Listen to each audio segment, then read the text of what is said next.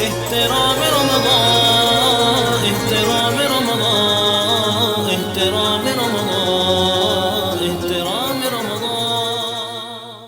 خوش آمدید ناظرین، آپ دیکھ رہے ہیں کوہ نور کی خصوصی ٹرانسمیشن احترام رمضان۔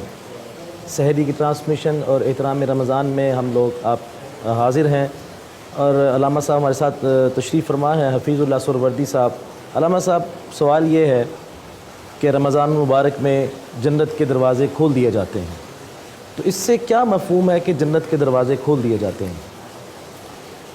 جنت کے دروازے حقیقت میں یہ اللہ کی ایک عنایت اور رحمت ہے، اور جس طرح قرآن مجید میں اللہ نے فرمایا کہ وَالطَّیِّبَاتُ لِلطَّیِّبِینَ، پاکیزہ چیزیں جو ہیں وہ پاک لوگوں کے لیے۔ جنت بھی پاک ہے، جنت کے اندر جو ثمرات ہیں وہ بھی پاک ہیں، حور و غلمان جو ہیں وہ بھی پاک ہیں۔ اب اس جنت میں پاکیزہ کر کے اللہ نے لوگوں کو بھیجنا ہے۔ جس طرح گناہ کی دو قسمیں ہیں کہ ایک گناہ جو ہے وہ ظاہری ہوتا ہے اور ایک گناہ باطنی ہوتا ہے۔ علماء فرماتے ہیں کہ ظاہری گناہ کے لیے توبہ استغفار اللہ نے نماز کو رکھا ہے، کہ جب بندہ نماز پڑھتا ہے تو نماز کی حالت میں استغفار کرتا ہے، اللہ سے توبہ کرتا ہے، تو ظاہری گناہ اللہ اس کے معاف فرماتا ہے۔ اسی طرح باطنی گناہوں کے لیے اور پاکیزہ کرنے کے لیے جس طرح فرمایا لعلکم تتقون، حقیقت میں اللہ نے متقی اور پرہیزگار بنانا ہے، اور جب تک بندہ پرہیزگار نہیں ہوگا، پاکیزہ نہیں ہوگا، اس وقت تک وہ جنت میں نہیں جا سکتا۔ تو باطنی جتنے گناہ ہیں ان کو صاف اور پاک کرنے کے لیے اللہ نے یہ روزہ رکھا ہے۔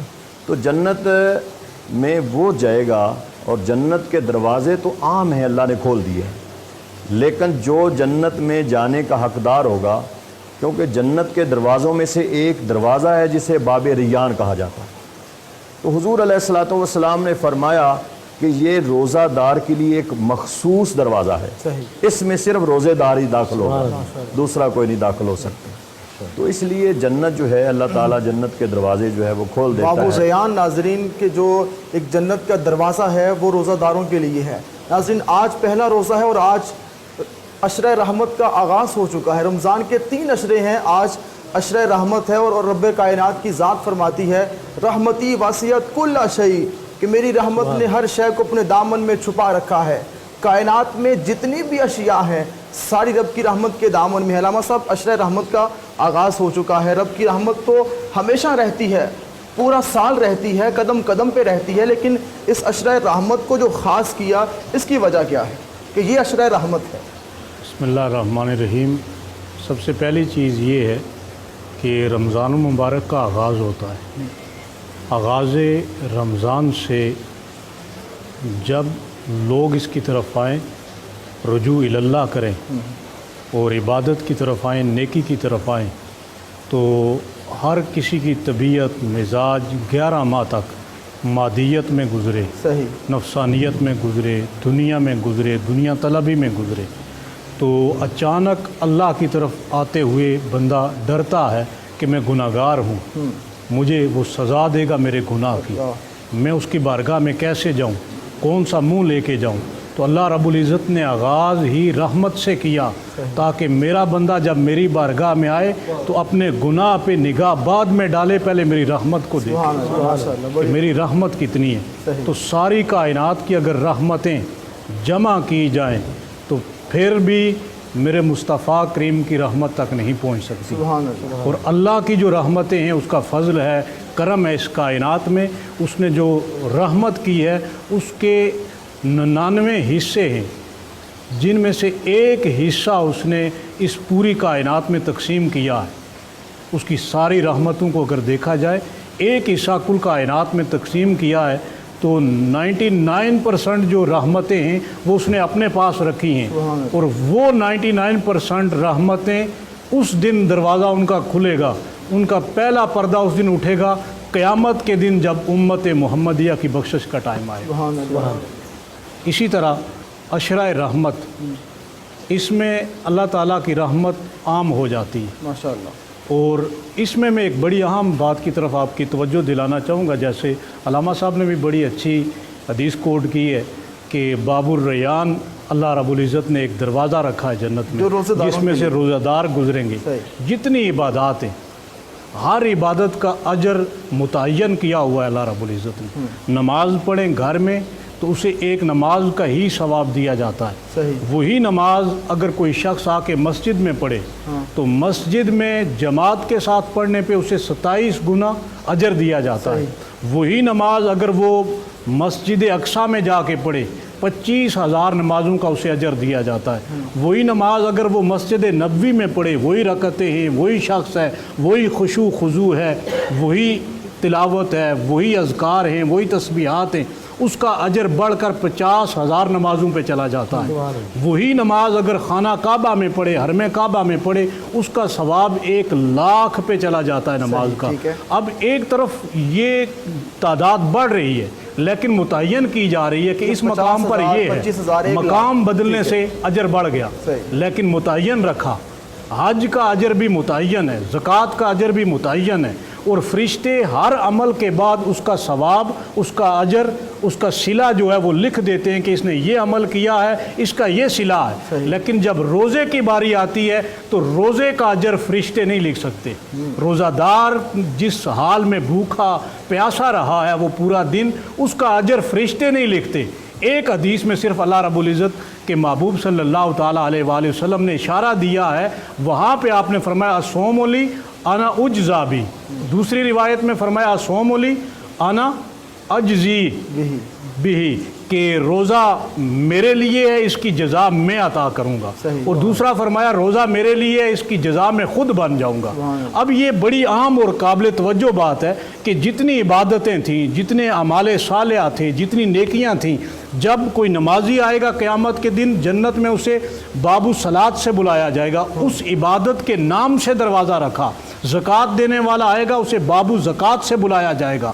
جہاد کرنے والا آئے گا اسے باب الجہاد سے بلایا جائے گا. صدقہ دینے والا آئے گا اس کے باب الصدقہ سے بلایا جائے گا. لیکن عجب بات یہ ہے کہ روزے رکھے اس نے، صوم کی حالت میں رہا، اسے باب الصوم سے بلانا چاہیے تھا، روزے کے دروازے سے بلانا چاہیے تھا. باب الریان سے کیوں بلایا جا رہا ہے؟ اس لیے 2 وجوہات اس کی بنیادی طور پر ہیں.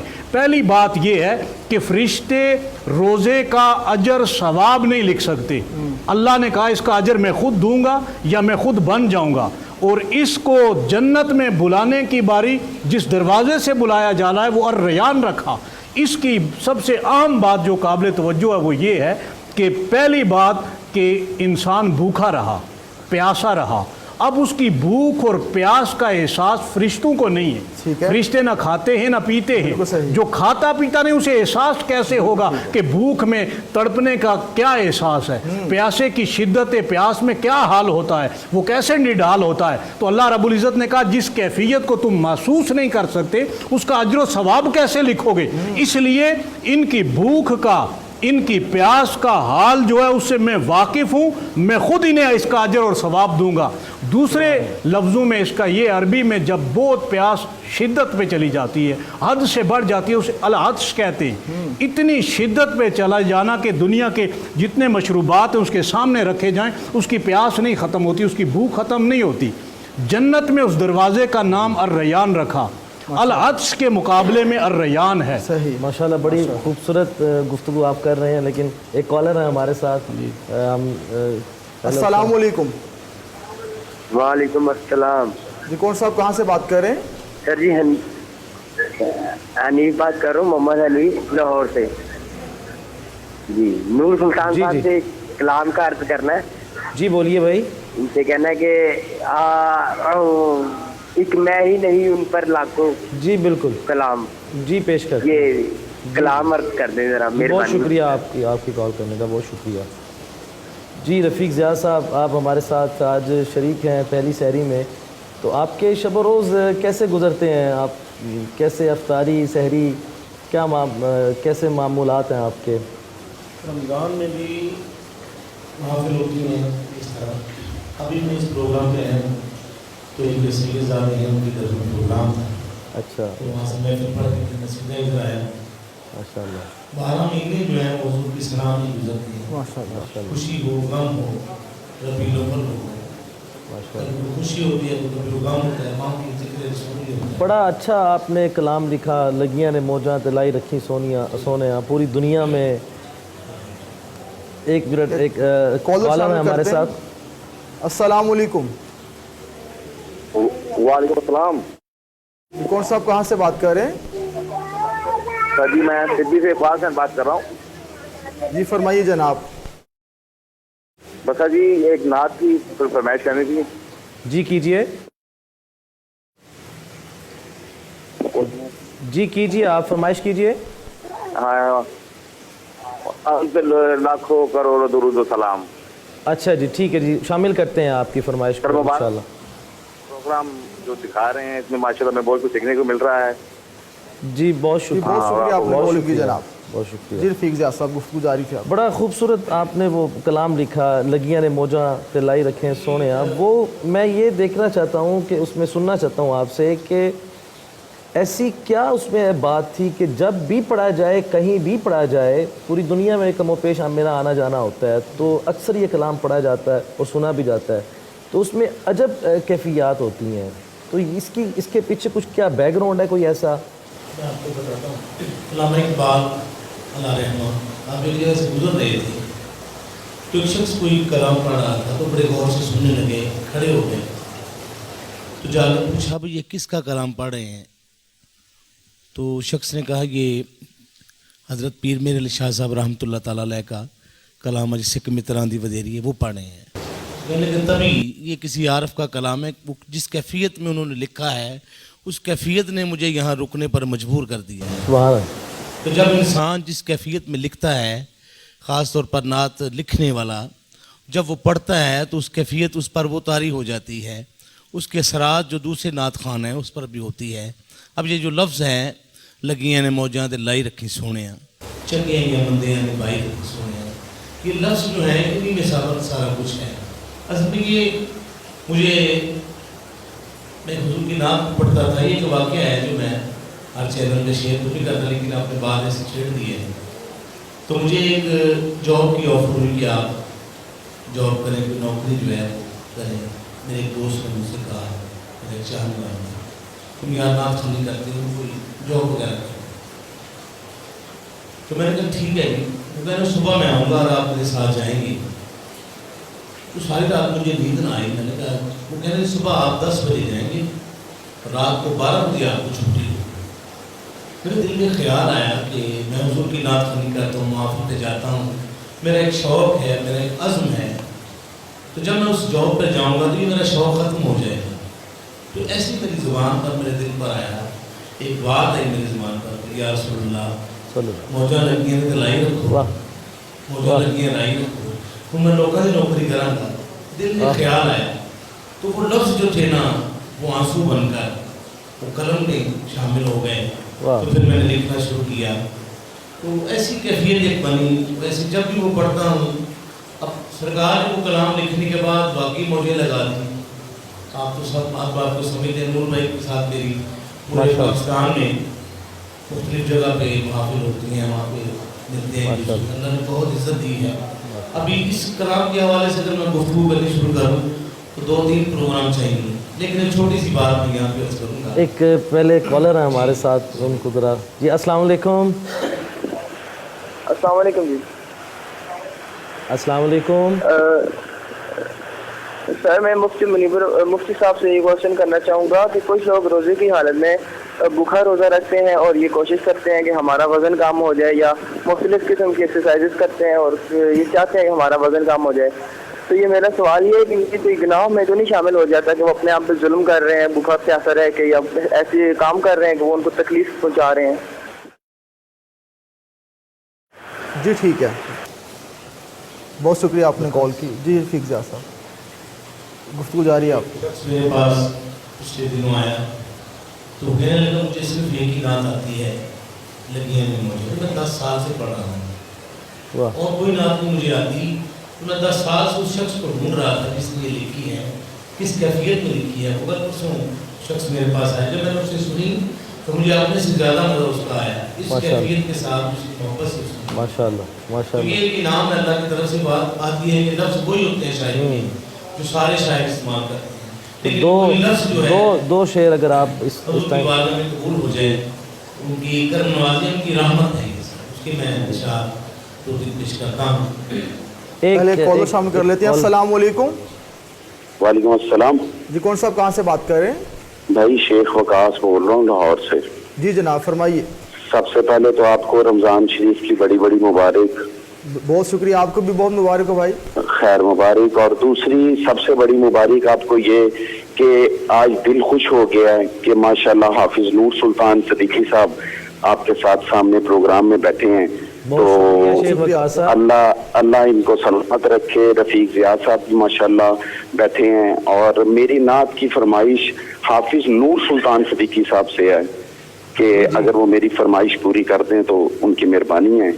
ماشاءاللہ شیخ صاحب، آپ بھی پروگرام میں ہمارے ساتھ شریک ہو ہی گئے ہیں، اور ہم آپ کو خوش آمدید کہتے ہیں، اور آپ کو رمضان مبارک ہو۔ جی خیر مبارک، اور اللہ آپ کو سلامت رکھے، اور اللہ آپ کے پروگرام کو کروڑوں عزتیں نوازیں، اور اللہ آپ کو حافظ نور سلطان صاحب کو اللہ اسی طرح ترقیاں عطا فرمائے۔ آپ سب کو میری طرف سے بہت بہت مبارک۔ جی بہت شکریہ شیخ صاحب، آپ نے کال کی لاہور سے، بہت مہربانی۔ جی جناب۔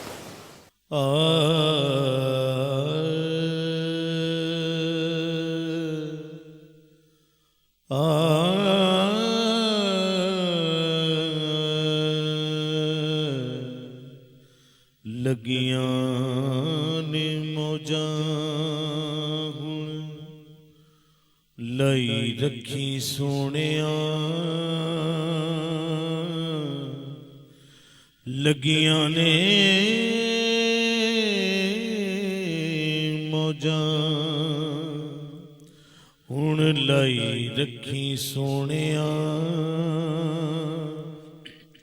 چنگیاں کے مندیاں نبائی رکھی سونیاں، لگیاں نے موجاں۔ آقا دے غلاماں دا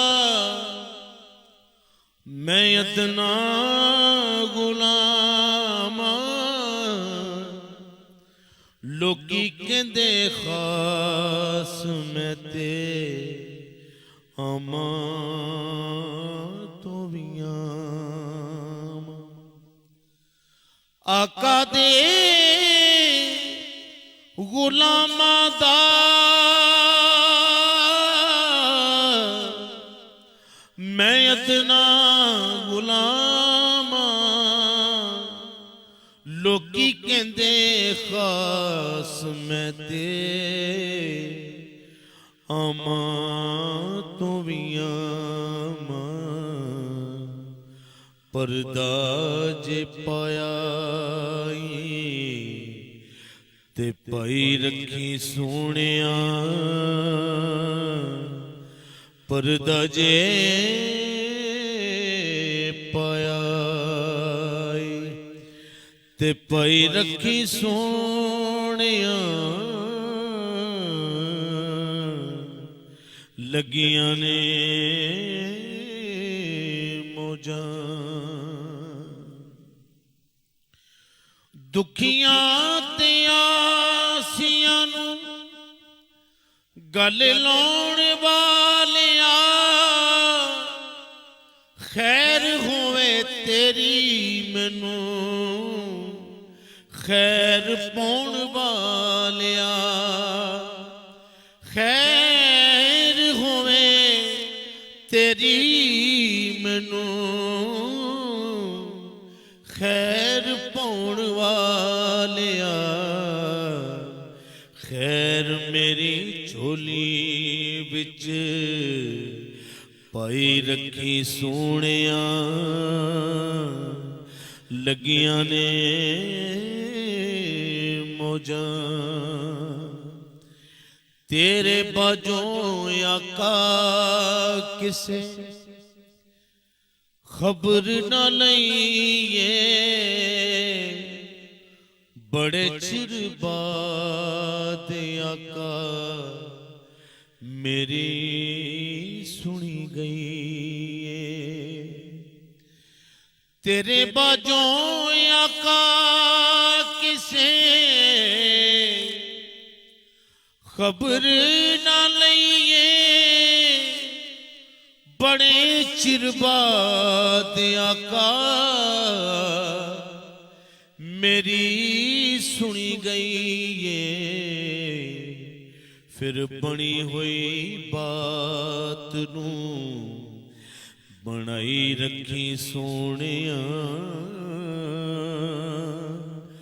چنگیاں کے مندیاں نبھائی رکھی سونیاں لگیاں نے موجاں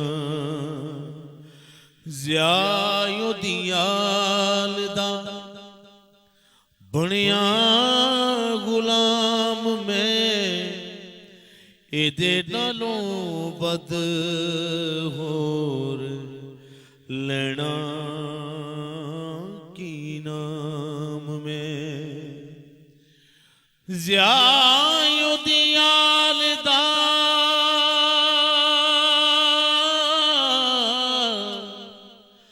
بنیا غلام میں ایدے نالوں بد ہور لینا کی نام میں بنیا غلام تے بنائی رکھی سونیاں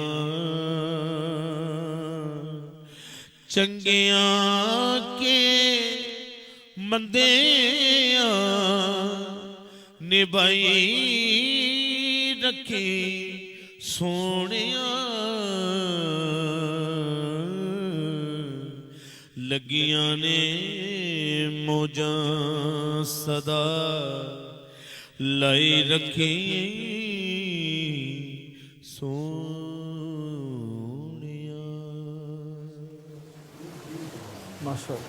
ماشاء اللہ ناظرین، رفیق ضیاء صاحب نے جیسے نور سلطان صاحب نے فرمایا کہ ان کا بڑا ہی پیارا کلام جس نے پوری دنیا میں شہرت حاصل کی. ایک کالر شامل کرتے ہیں. السلام علیکم. السلام علیکم. وعلیکم السلام. جی کون صاحب کہاں سے بات کریں؟ تھوڑا سا اونچا بولیے بھائی. جی محمد عرفان ملک بات کر رہا ہوں لاہور سے. ہیلو جی آپ کی آواز بہت کم آ رہی، بولیے. محمد عرفان ملک بات کر رہا ہوں لاہور سے. جی فرمائیے جناب. جی میں کوہی نور چینل کی اس تمام ٹیم کو مبارکباد دیتا ہوں. سب سے پہلے تھوڑا سا پلیز اونچا بولیے گا، آپ کی آواز نہیں آ رہی ہے. جی میں اپنا کوہی نور چینل کی تمام ٹیم کو مبارکباد پیش کرتا ہوں. جی بہت شکریہ آپ کا، آپ کو بھی بہت مبارک ہو.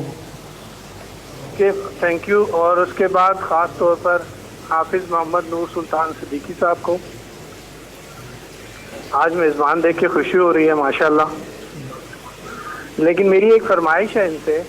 جی جی کیجیے. اگر پوری کریں، کیونکہ ابھی تک تو انہوں نے کوئی بھی فرمائش پوری نہیں کی سب کی. تو اگر پوری ہو جائے تو. آپ نے کال کی اور انشاءاللہ جو لوگوں نے فرمائشیں کی ہیں حافظ نور سلطان صدیقی صاحب سے، یہ سب کی فرمائش پوری کریں گے. مگر ناظرین ہم نے عشرہ رحمت پہ بات کی، فضائل رمضان پہ بات کی، اور اللہ کی رحمت اتنی برس رہی ہے، کرم کی بارش برس رہی ہے. انسان جتنا بھی گناہ گار کیوں نہ ہو، خطاؤں میں زندگی بسر کرنے والا، لغزشوں میں زندگی گزارنے والے انسان کو رب کائنات نے فرما دیا، یہ پیغام دے دیا، لا تقنطوا من رحمت اللہ. اے گناہوں کی دلدل میں زندگی بسر کرنے والے انسان، کہیں میری رحمت سے مایوس نہ ہو جانا، پریشان نہ ہو جانا. لا تقنطوا من رحمت اللہ، میری رحمت سے کبھی مایوس نہ ہونا، اس کی رحمت برس رہی ہے. ناظرین یہاں پہ وقت تو ہے بریک کا، ملتے ہیں بریک کے بعد، رہیے گا ہمارے ساتھ. احترام رمضان، احترام رمضان، احترام